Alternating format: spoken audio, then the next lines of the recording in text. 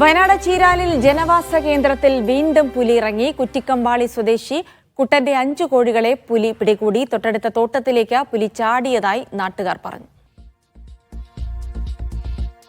ഞാൻ രാത്രി സൗണ്ട് കേട്ട് നോക്കുമ്പോൾ കോഴിക്കോട് മറിഞ്ഞു നടക്കുകയായിരുന്നു. കോഴിക്കോട് നിവർത്തി വെച്ച് രാത്രി പോയി കടന്നുറങ്ങി രാത്രി വന്ന് നോക്കുമ്പോൾ പിന്നെ സൗണ്ട് കേട്ട് നോക്കുമ്പോൾ കോഴിനെ പിടിച്ചതായിട്ട് കണ്ടു. പിന്നെ രാവിലെ പുല്ല് വെട്ടാൻ പോയപ്പോൾ അപ്പുറത്തെ പറമ്പിലേക്ക് ചാടുന്ന കണ്ടു.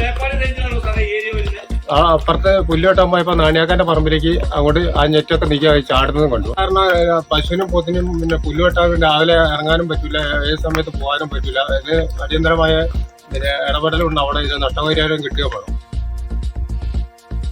ഫൈസൽ നെടുമാല വിവരങ്ങൾ നൽകും. ഫൈസൽ, വലിയ ഭീതിയിലാണ് ചീരാൽ നിവാസികൾ അല്ലേ? തീർച്ചയായും അത് തന്നെയാണ്. കഴിഞ്ഞ ഒരുപാട് നാളുകളായി പ്രദേശത്ത് ബത്തേരിയുടെ വിവിധ ഭാഗങ്ങളിൽ പുലിയുടെ സാന്നിധ്യമുണ്ട്. നിരവധി വളർത്തുമൃഗങ്ങളെ ഇതിനോടകം തന്നെ പുലി ആക്രമിക്കുകയും കൊല്ലുകയും തന്നെ ചെയ്തിട്ടുണ്ട്. കഴിഞ്ഞ ദിവസം ഇന്നലെ രാത്രിയിലാണ് ഇത്തരത്തിൽ വീണ്ടും ഈ ചീരാൽ പ്രദേശത്ത് പുലി എത്തിയത്.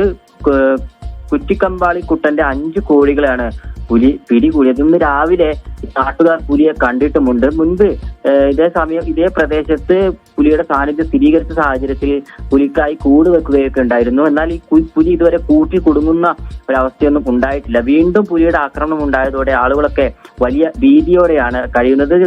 വനവകുപ്പ് ഉദ്യോഗസ്ഥർ സ്ഥലത്തെത്തി പരിശോധനയെല്ലാം നടത്തിയിട്ടുണ്ട്. പ്രദേശത്ത് പുലിയുടെ കാൽപ്പാടുകളും കണ്ടെത്തിയിട്ടുണ്ട്. എന്തായാലും ജനങ്ങൾ വലിയ ഭീതിയോടെയാണ് ഇപ്പോൾ കഴിയുന്നത്. വലിയ ജാഗ്രതാ നിർദ്ദേശമൊക്കെ പ്രദേശത്ത് നൽകിയിട്ടുണ്ട്. കൂടുതൽ കൂട് സ്ഥാപിച്ച് പുലിയെ പിടികൂടുന്നതിനുള്ള നടപടികൾ വേണമെന്നാണ് നാട്ടുകാർ ആവശ്യപ്പെടുന്നത്. ശരി, ഫൈസൽ നെടുമാലയാണ് വിവരങ്ങൾ നൽകിയത്.